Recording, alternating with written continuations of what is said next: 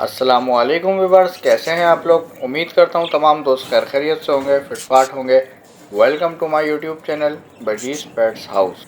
तो दोस्तों, आप लोगों को बताता चलूँ कि कुछ लोग मुझसे शिकवा कर रहे थे यार कि आप अपने सेटअप की दूसरी चीज़ें नहीं दिखाते, ना मुर्गा मुर्गी, ना कबूतर, ना डव्स, किसी भी चीज़ का नहीं बताते। और काफ़ी टाइम से आपने अपने चैनल का कोई व्लॉग भी नहीं बनाया। तो मैं आप लोगों को बताता चलूँ कि मेरे पास मुर्गा मुर्गी और डव्स जो मेरी मौजूद थी वो अब नहीं है। वो मैंने अपने एक सब्सक्राइबर को दे दी थी। लास्ट टाइम जब मैं बीमार हुआ था, तकरीबन 4-5 वीडियोस पहले, मैंने आप लोगों को बताया भी था कि मैंने अपनी डव्स अपने सब्सक्राइबर दोस्त को दे दी। और मुर्गा मुर्गी मैंने बिल्कुल सेम ऐसे ही अपने एक सब्सक्राइबर को गिफ्ट दे दी हैं।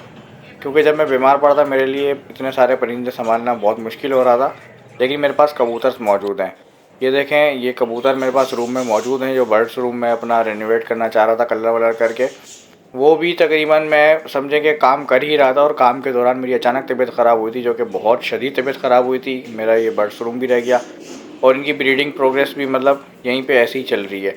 ये एक पेयर का एक बच्चा निकला हुआ, और ये दूसरा बच्चा, ये देखें, ये अपनी जगह से उठ के दूसरी तरफ आ गया है। ये माशाल्लाह से देखें कितना खूबसूरत बच्चा है, बिल्कुल एक्टिव। ये भी दूसरे पेयर का बच्चा है। और आज इंशाल्लाह कबूतरों को मैं बाहर शिफ्ट कर दूंगा बैल्कनी में, जहाँ पे मैंने मुर्गा मुर्गी रखे हुए थे।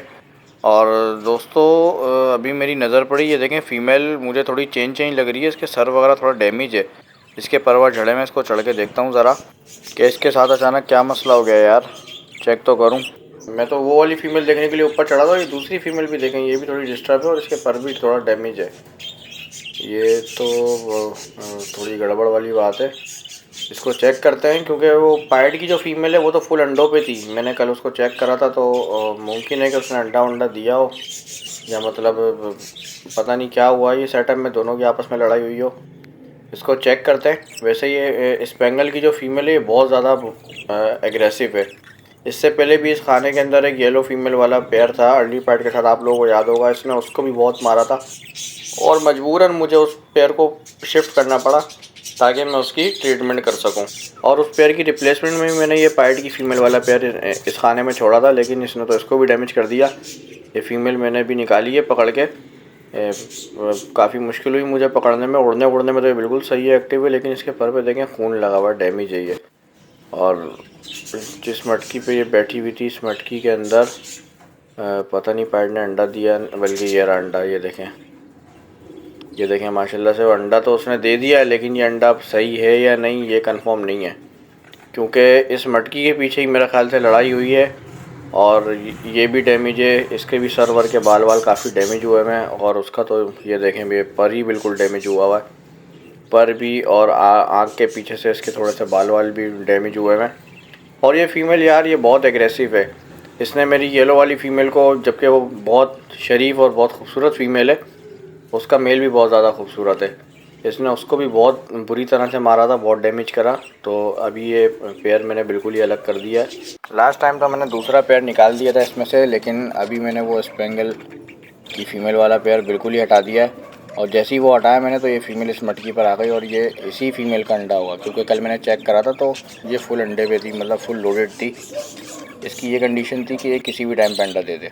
और उस फीमेल को निकालने के बाद देखें, पहले ये अपनी मटकी पे जाके बैठी, और थोड़ी सी देर के बाद अपनी मटकी के अंदर भी चले गई। अभी अपना एग वगैरह हैच कर रही होगी। इसको ज़्यादा छेड़ेंगे नहीं, ना डिस्टर्ब करेंगे, क्योंकि पता नहीं कब से बेचारी बाहर है, और लड़ाई वड़ाई में डैमेज हुई भी है। और दूसरा जो पेयर है, जो येलो वाली फ़ीमेल है, ये देखें, ये मैंने पट्ठों के साथ बिल्कुल अलग छोड़ा हुआ। जो रेम्बो के मेरे पास पट्ठे निकले हुए थे, अब ये भी काफ़ी बेहतर कंडीशन में हो गई है। पहले तो ये ऐसी थी कि उड़ना तो दूर की बात, चल फिर भी नहीं पा रही थी। तो अब इस खाने में इसी पेयर को छोड़ देते हैं, क्योंकि मैंने जो फसाद की जड़ थी स्पेंगल वाली फ़ीमेल, उसको तो मैंने निकाल ही दिया है। तो उम्मीद है कि मतलब ये अब किसी से नहीं लड़ेंगे आपस में, और ये बिल्कुल सेट रहेंगे।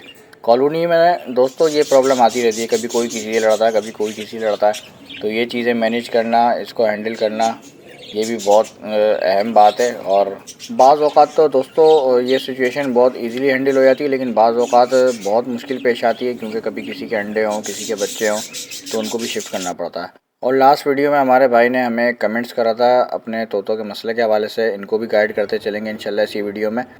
और ये देखें, मैंने आपको बताया था कि मैं कबूतर शिफ्ट करूँगा, तो इस दड़बे के अंदर मैंने मुर्गा मुर्गी पाले हुए थे। आप लोगों को याद होगा, यहाँ पे मेरा एक मुर्गा और 2 मुर्गी होती थी। मैंने इसकी सफाई वफाई करके यहाँ पे इनके बच्चे तो शिफ्ट कर दिए हैं, बस अब ये कबूतर निकाल के इनको बाहर शिफ्ट करूँगा ताकि ये बर्ड्स रूम बिल्कुल खाली हो जाए। जब तक ये बर्ड्स रूम खाली नहीं होगा मैं इसको रेनोवेट नहीं कर सकता, कलर नहीं कर सकता, क्योंकि कबूतर कभी कहीं से उड़ कर आते हैं, कभी कहीं से उड़ कर आते हैं। एक तो सबसे अहम बात, ये मुझसे डरते भी नहीं है और मेरे आगे पीछे ही उड़ते रहते हैं, मुझे तंग करते हैं। पिछली बार भी कलर के दौरान इन कबूतरों की वजह से मुझसे कलर का डब्बा गिर गया था और काफ़ी गंदगी हो गई थी। बहरहाल वो तो कोई इशू नहीं है, लेकिन इन कबूतरों को तो मैंने वैसे भी शिफ्ट करना था क्योंकि ये जगह काफ़ी बेरौनक वाली, सन्नाटे वाली हुई भी थी और कमरे में धूप वगैरह भी नहीं आती। यहाँ पे थोड़ी धूप वगैरह भी आती है, धूप वूप सेक सकते हैं, तो ये जगह इनके लिए बेस्ट है। और चेक करें दोस्तों, कबूतर के साथ भी कैसा फ्रेंडली माहौल है। अभी अभी इनको बाहर निकाला और ये बाप अपने बच्चे को फीड करवा रहा है। जबकि कबूतरों को या किसी परिंदे को नई जगह पर शिफ्ट करो तो वो थोड़ा स्ट्रेस में आ जाता है, थोड़ा डर जाता है, घबरा जाता है। लेकिन इसमें ऐसा कोई कुछ नहीं, सब रिलैक्स हैं, सब बिल्कुल बिंदास, एकदम मज़े से अपना एंजॉय कर रहे हैं, घूम रहे फिर रहे हैं। और ये जगह इनके लिए बेस्ट है। सर्दियाँ हैं, सर्दियों में धूप वूप भी यहाँ पर आती है तो धूप वूप भी सेक सकते हैं। उसके अलावा कमरे से आउट होगा तो मैं सुकून से अपना कमरा रेनोवेट करके जल्द अज जल्द वहाँ पे नए परिंदे और बजरी और लव बर्ड्स वगैरह वहाँ पे इंशाल्लाह लाऊंगा और अपने बर्ड्स रूम को आबाद करूँगा। और चलते हैं अब अपने सब्सक्राइबर भाई की तरफ, जिन्होंने हमसे कमेंट्स में कुछ सवाल करे थे। एक सवाल उसमें से ये था कि इन्होंने एक पेयर लिया जिसके साथ 2 बच्चे हैं, उसको मैं बड़े पिंजरे में छोड़ूंगा, छोटे में। आप इनको बड़े पिंजरे में छोड़ें, क्योंकि बड़े पिंजरे में आप छोड़ेंगे तो बच्चे जब बड़े होंगे निकलेंगे, इनकी फ्लैंक्स वगैरह सेट होगी तो बच्चे एक्टिव होंगे और साइज़ वगैरह भी अच्छा होगा। और दूसरा सवाल आपका ये था कि आपने 25 दिन पहले जोड़ लिए, ना वो ब्रीड कर रहे हैं ना वो मैटिंग कर रहे हैं। देखिए, ब्रीडिंग अगर आपको चाहिए तो आपको बहुत सब्र के साथ अपने परिंदों के साथ आगे चलना पड़ेगा। 25 दिन में कुछ भी नहीं होता।